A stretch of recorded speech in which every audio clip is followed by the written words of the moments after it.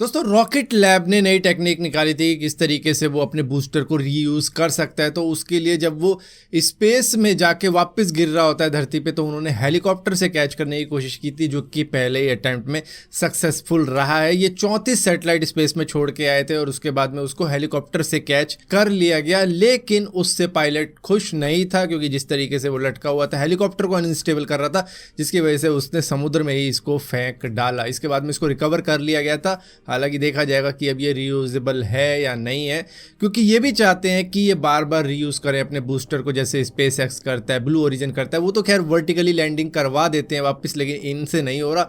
तो ये हेलीकॉप्टर से ही, जैसे पतंग कट जाती है तो उसको कैच करने के लिए हम भागते थे, उसी तरीके से हेलीकॉप्टर से करवा रहे हैं। हालांकि ये काफी ज्यादा रिस्की है हेलीकॉप्टर के लिए। दोस्तों यूएस के अंदर अमेज़न अपने एम्प्लॉयज को थोड़ा और खुश करने के लिए हर साल उनको $4000 देगा अगर उनको थोड़ी बहुत दिक्कत हो जाती है और किसी और स्टेट में जाके उनको अपना इलाज करवाना पड़ता है, वो भी नॉन लाइफ थ्रेटनिंग ट्रीटमेंट के लिए, जिसमें हो गया कोई थेरेपी हो गई, कोई इंजरी हो गई, उसके लिए गया हुआ है किसी और स्टेट, तो उसके लिए उसे $4000 मिलेंगे। और अगर कोई लाइफ थ्रेटनिंग चीज़ हो जाती है उनके साथ में, तो उसी अमाउंट को बढ़ाकर $10,000 कर दिया जाएगा, यानी कि करीबन 7 लाख रुपए हो जाते हैं। और अगर ये $4000 को कन्वर्ट किया जाए तो करीबन 3 लाख के अराउंड में पहुंच जाते हैं।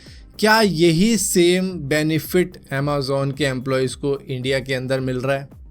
ये जानने वाली बात है।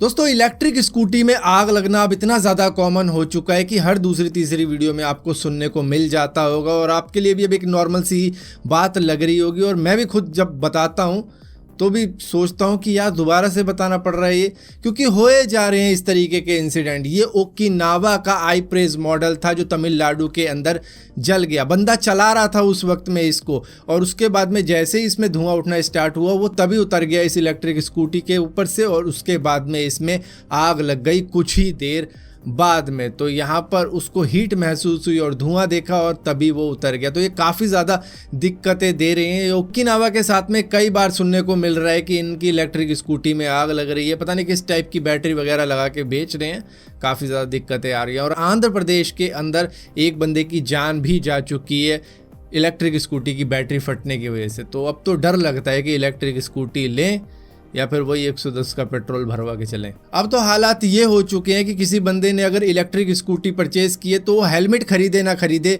भाई एक फायर एक्सटिंग्विशर तो ज़रूर खरीद ले, क्योंकि इस तरीके का इंसिडेंट उनके साथ में कभी भी हो सकता है, जिसको रोकने के वो तो काम आ ही जाएगा। दोस्तों मैट्रिमोनियल साइट किस लिए होती है? यहाँ पर मतलब लड़का लड़की मैच हो जाए और उसके बाद में शादी ब्याह की बात चले, इसलिए हुआ करती है। लेकिन एक फादर ने अपनी लड़की की प्रोफाइल डाल रखी थी किसी मैट्रिमोनियल साइट पे, जहाँ पर लड़की ने क्या किया, उनकी एक कंपनी भी थी सॉल्टर नाम की, तो वहाँ पर वो लड़कों से बात करती थी, लेकिन उनको अपनी कंपनी में हायर करने के लिए, क्योंकि वहाँ पर उनकी क्वालिफिकेशन, कितना एक्सपीरियंस है, क्या है, सब मिल जाता है देखने को। तो रिज्यूमे की तरह वो उसको ट्रीट कर रही थी और उसके बाद में बंदों को हायर कर रही थी। इसके बाद में इसके फादर को मतलब सुनने को मिला होगा उन लड़कों से, जिसके बाद में ये प्रोफाइल ही डिलीट करनी पड़ गई उनके फादर को। दोस्तों एलॉन मस्क के ट्विटर के ऊपर ऑलमोस्ट 88 मिलियन फॉलोअर्स हैं, लेकिन ट्विटर का एक ऑडिटिंग टूल स्पार्क टोरो का डेटा ये कहता है कि उनके 48% से भी ज़्यादा फॉलोअर्स फेक हैं। वो कोई भी रिस्पॉन्ड नहीं करते, ना ही उनके ट्वीट्स वगैरह चेक करते हैं। तो वो में भी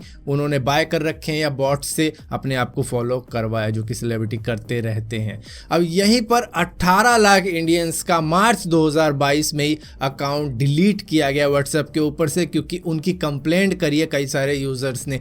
अब कई तो स्कैमर होते हैं, लेकिन कई सारे ऐसे लोग होते हैं जो कि गलत सलत मैसेज भेजते रहते होंगे, जिसके बाद में उनको रिपोर्ट कर दिया जाता है। तो व्हाट्सएप एक्शन ले रहा है, तो किसी को भी गलत सलत मैसेज मत करो, वरना उसकी रिपोर्ट से आपका भी अकाउंट जा सकता है। दोस्तों पिछले 50 सालों में साइंस ने बहुत ज़्यादा तरक्की करी है, लेकिन फिर भी एलियंस को आप इतना आसान मत समझना कि एलियंस आने वाले कुछ सालों में मिलने वाले हैं। यहाँ पर एस्ट्रोफिजिकल जर्नल ने एक पूरी रिसर्च और कैलकुलेशन करने के बाद में एक अंदाज़ा निकाला है कि एलियंस अगर हमको मिलेंगे तो वो कब तक मिल सकते हैं। यहाँ पर 0.1% अगर चांसेस लगाए जाए हर एक प्लैनेट को छानने के बाद में, तो 2000 साल लग सकते हैं। मतलब अभी हम सन 2022 में चल रहे हैं, तो इसके बाद भी 2000 साल और ऐड कर लो। लेकिन अगर वर्स्ट केस सिनारियो हुआ तो वो जा सकता है 0.001% पॉसिबिलिटीज़ के ऊपर, जहां पर 4 लाख साल भी लग सकते हैं एलियंस को ढूंढने में हमें। लेकिन